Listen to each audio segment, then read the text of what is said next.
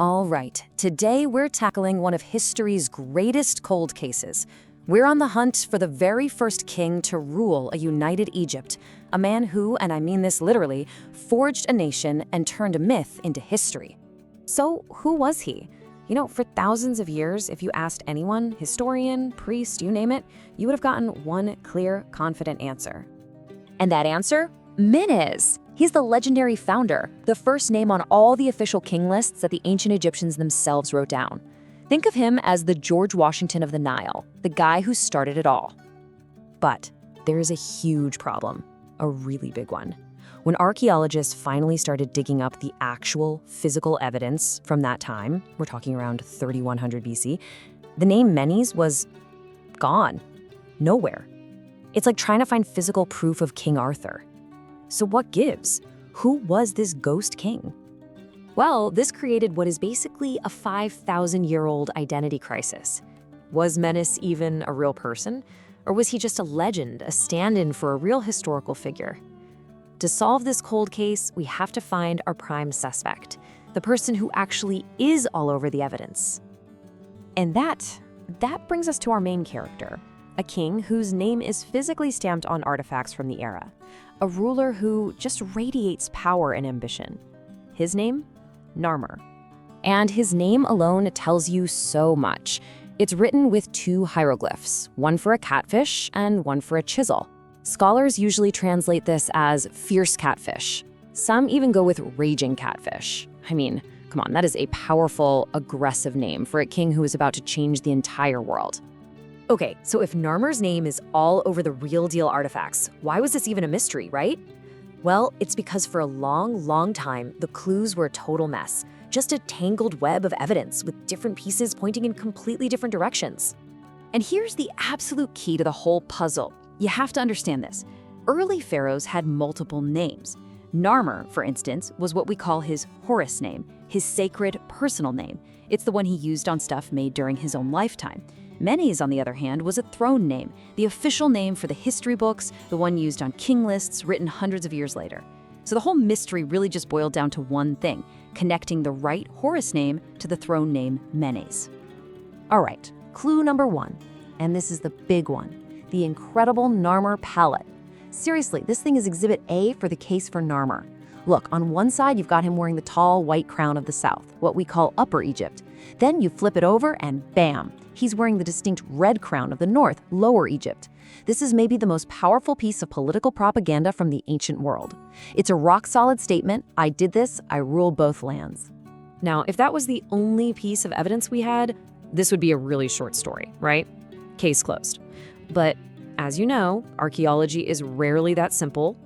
Pretty soon, other artifacts started popping up that just completely muddied the waters and kicked off a huge academic debate that lasted for decades. And this is where things get really confusing because the evidence seemed to completely contradict itself. Okay, so take the Naqada label. It shows the name of Narmer's successor, a guy named Hora-Aha, right next to the symbol for Menes. So does that mean Hora-Aha was Menes? But wait, then you have the Abydos seal, which shows Narmer's name right next to the symbol for Menes. So was Narmer Menes? Or was Menes maybe the name of his son? For a long time, it was a total puzzle. So for years, the debate was just deadlocked. Was it Narmer? Was it his son Hora-Aha? The entire field of Egyptology was stuck. They needed a smoking gun, one definitive piece of evidence that could finally, once and for all, settle the identity of Egypt's very first king. And then they found it. In the 1980s and 90s, German archaeologists were digging in the royal cemetery of Abydos, right near the tombs of these first kings, and they uncovered some tiny clay seal impressions that would change everything we thought we knew. This is it, the smoking gun. It's a seal impression from the tomb of a later king named el-Qa'ab, and what it is basically a royal cheat sheet. It lists all his predecessors in chronological order, and who's at number one, who's at the very top of the list? Narmer.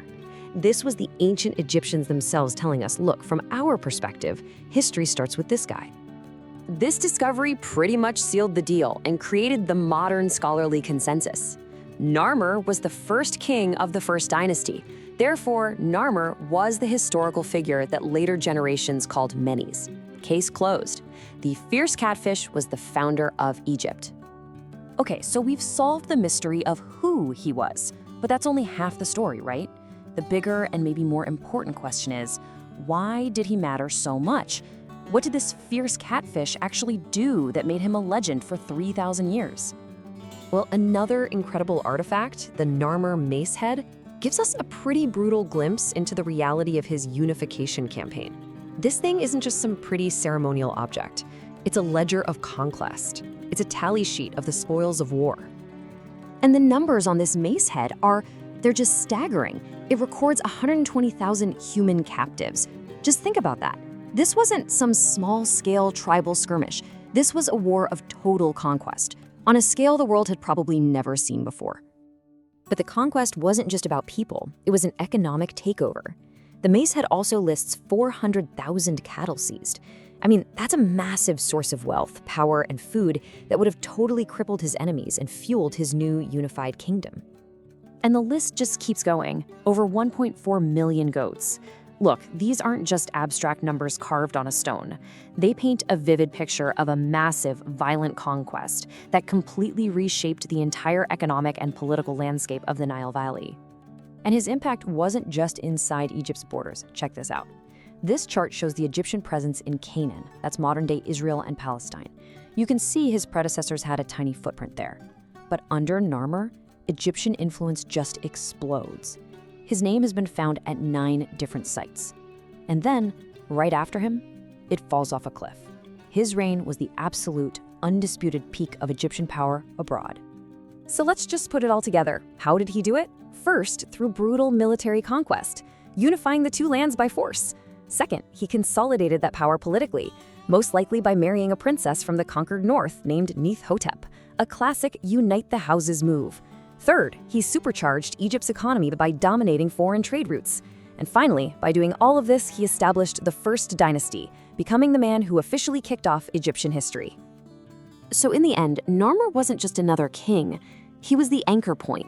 He is that exact moment on the timeline where the hazy world of myth ends and the solid world of history begins.